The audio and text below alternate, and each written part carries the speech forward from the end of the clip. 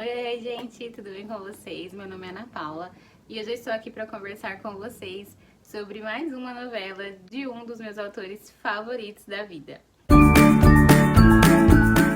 Bom, gente, então hoje a gente vai conversar um pouquinho sobre Sonata a Kreutz, uma novela de Lev Tolstói, um dos meus autores favoritos da vida.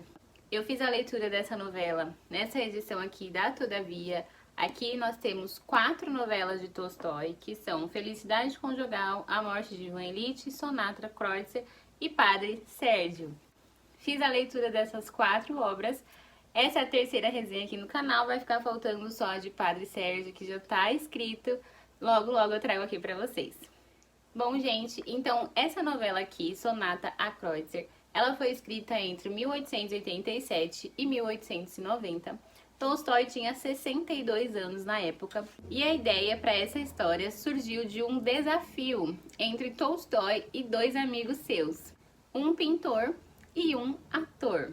Depois que Tolstói ouviu a Sonata a Kreutz composta por Beethoven, ele propôs um desafio aos seus amigos. Ele escreveria uma novela baseada nesta composição.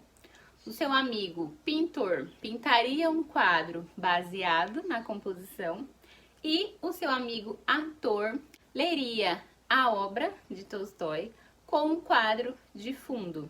Só Tolstói cumpriu o desafio e nasceu então a sua novela Sonata a Kreutz. Bom, o narrador da história é um homem que está fazendo uma viagem de trem no mesmo vagão que outras pessoas, quando começa uma discussão sobre casamento e divórcio, e também sobre os direitos das mulheres da época. Todos dão a sua opinião sobre o assunto, até que um dos passageiros ali do vagão, com opiniões muito controversas, com opiniões um tanto quanto questionáveis, começa a se exaltar enquanto ele dá a sua opinião, até que ele confessa ter matado a sua esposa.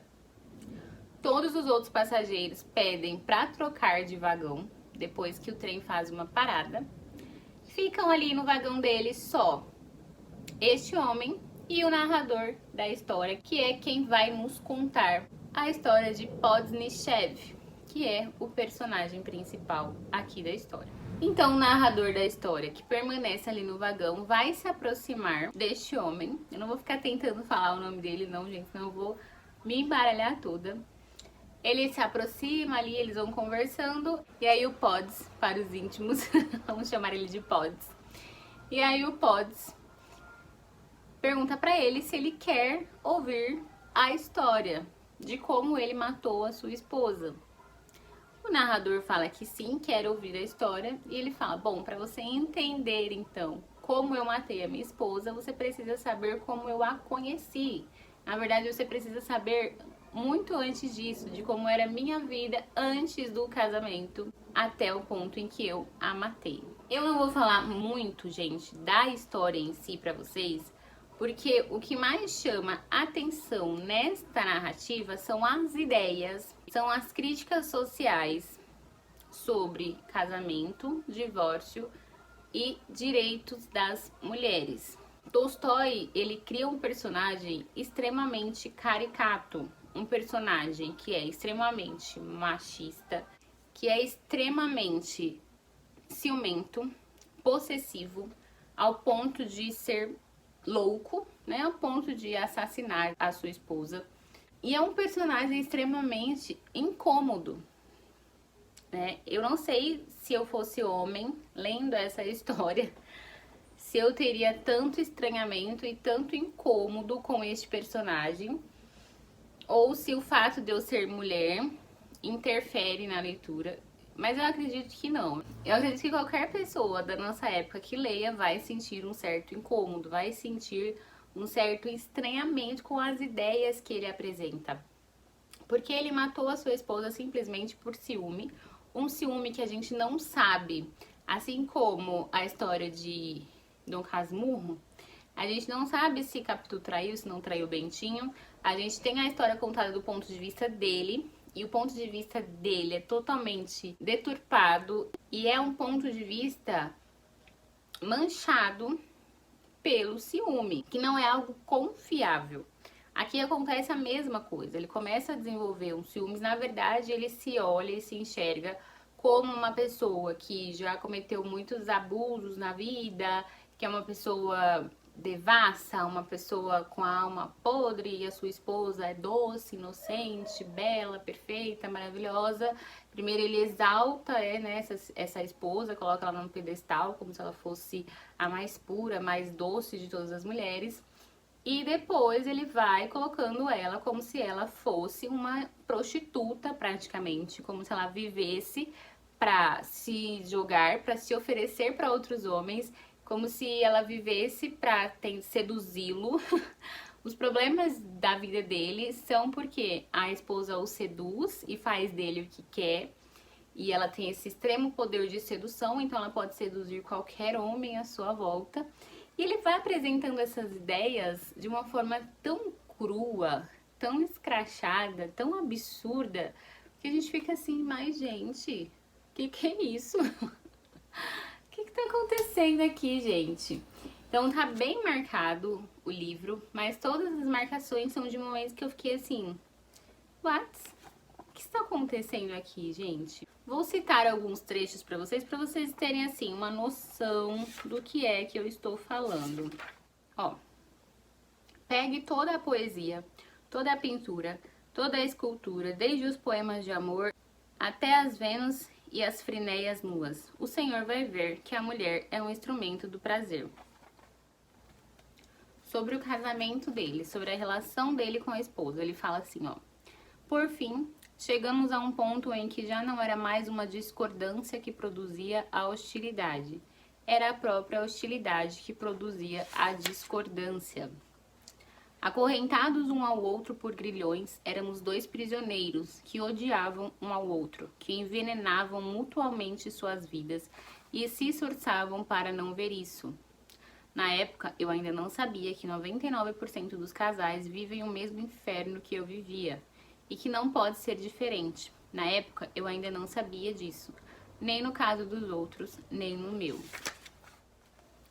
As mulheres se transformaram num instrumento tão poderoso para agir sobre a sensualidade que o homem nem consegue se dirigir a uma mulher com calma. Assim que chega perto de uma mulher, o homem cai sob seu efeito entorpecente e fica tonto. Afinal, é a mesma coisa que colocar armadilhas nos passeios públicos e nas veredas do jardim. É pior, porque o jogo de azar é proibido e as mulheres em trajes de prostitutas que excitam a sua sensualidade não são proibidas, são 1000 vezes mais perigosas. Então, gente, ele começa a narrar ali a sua história, de como ele conheceu sua esposa, de como começaram as crises no casamento, até chegar ao ponto que eles se odiavam, até chegar ao ponto de que ele pensa que ela está o traindo e que ele confirma que ela o está traindo, ele vê uma situação e que ele deduz que é a confirmação que ele precisa e ele a mata.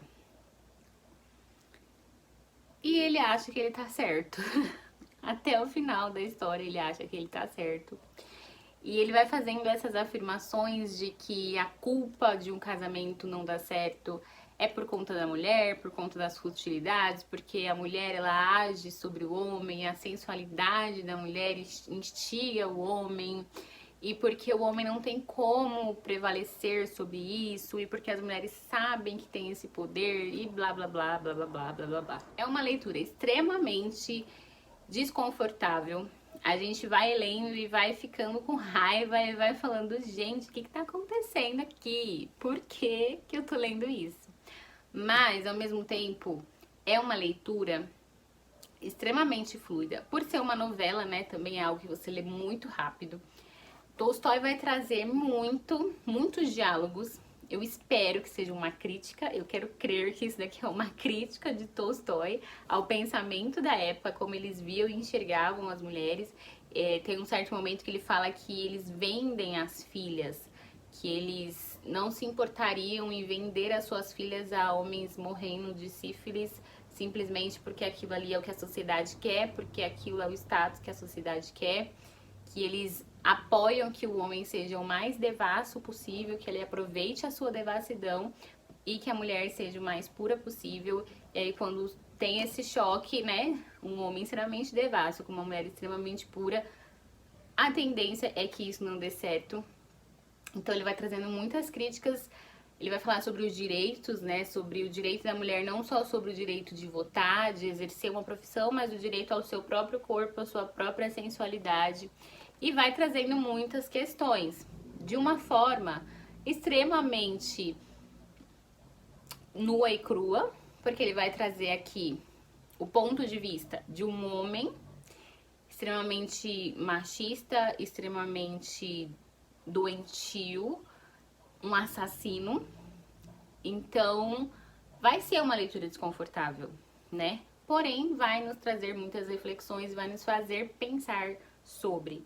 Não só para a época, porque para a época era muito mais escrachado esse pensamento, era muito mais aceito esse pensamento, mas até os dias de hoje, né?